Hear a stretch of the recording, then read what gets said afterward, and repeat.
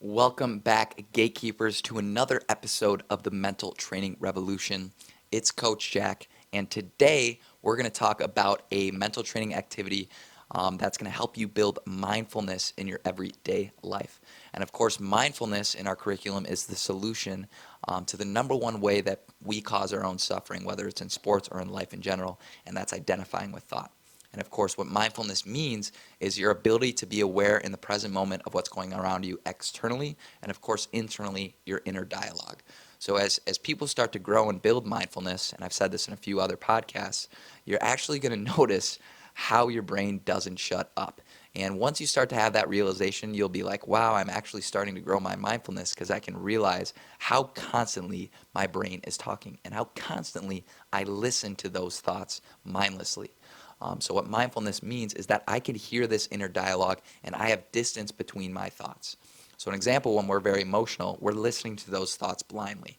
So a great example could be a stain on your white shirt, right? So originally, before I learned about mindfulness and how to respond consciously and build conscious response habits, that's something that would bug me.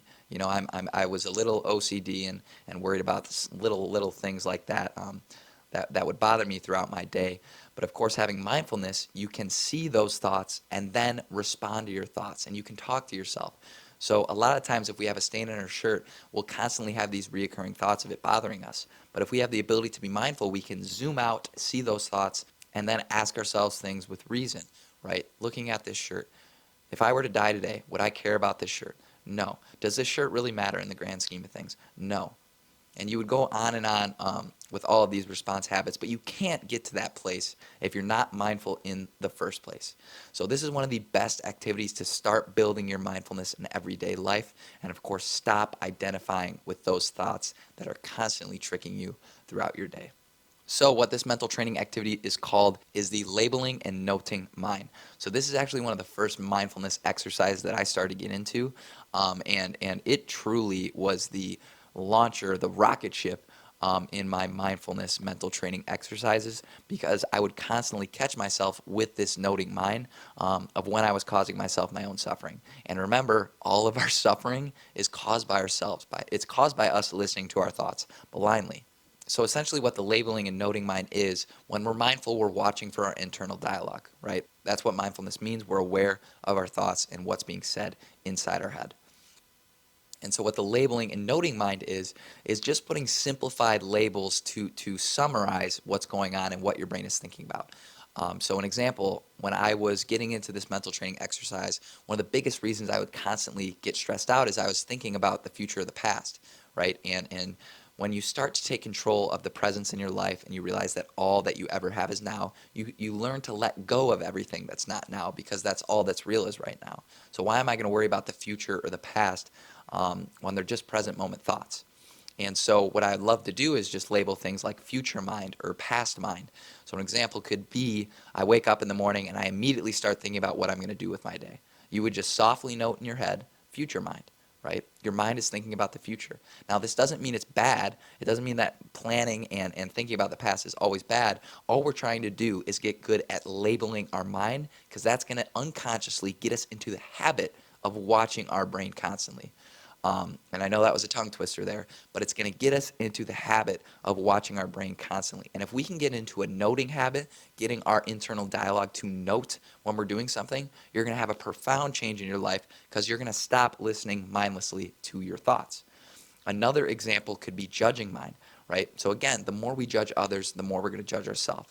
So there's going to be examples, tons of examples throughout your day when you're looking at other people and you immediately judge them.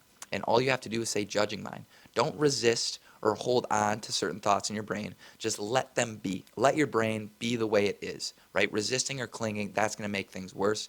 Just watch how your brain works and note, right? So if you're judging another person, just say judging mind, right? If you're judging yourself, just say judging mind. This is what labeling and noting means.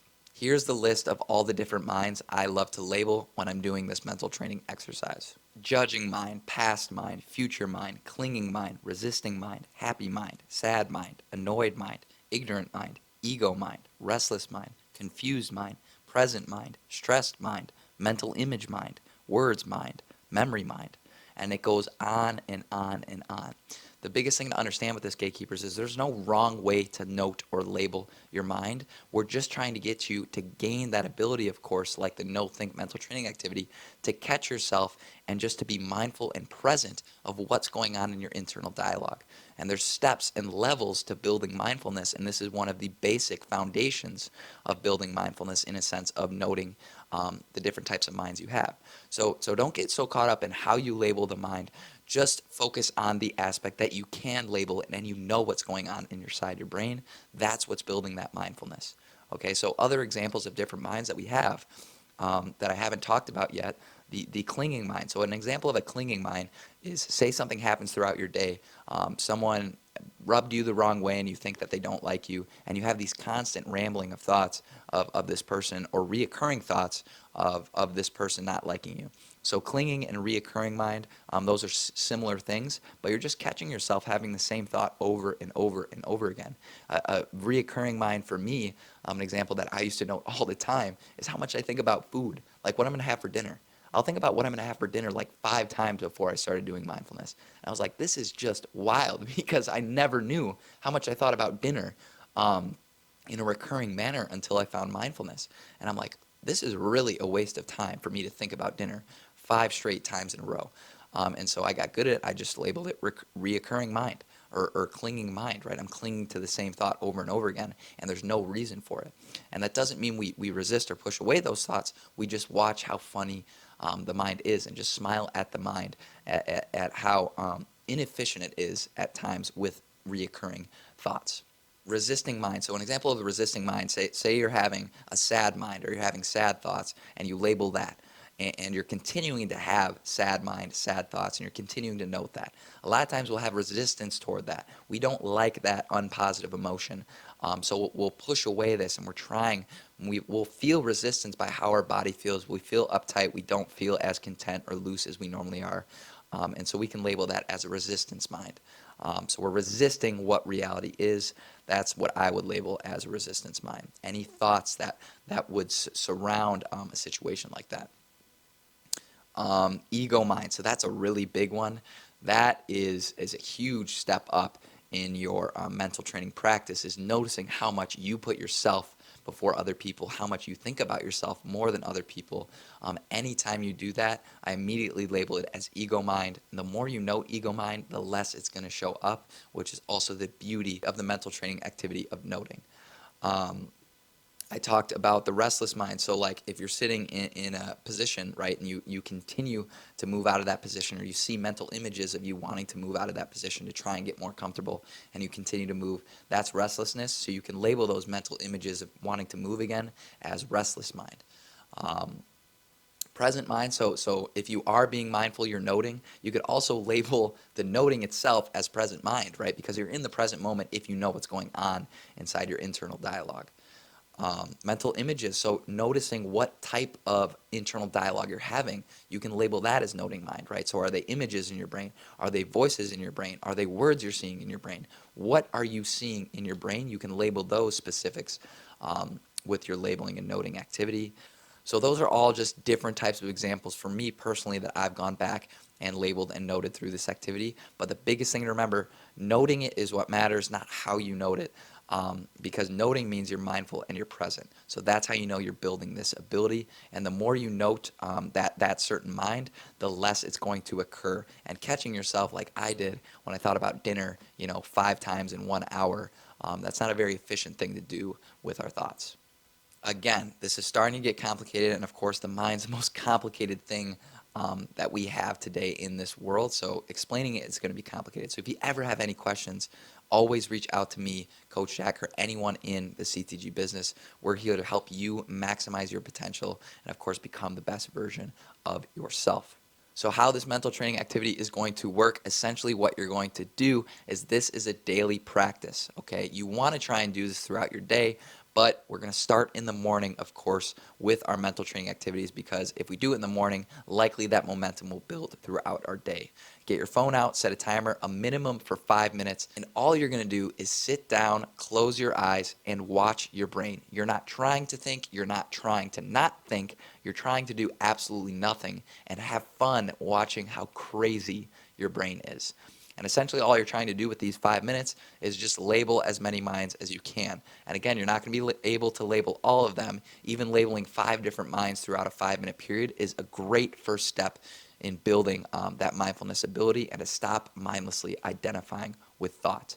So set that timer for 5 minutes right when you wake up in the morning.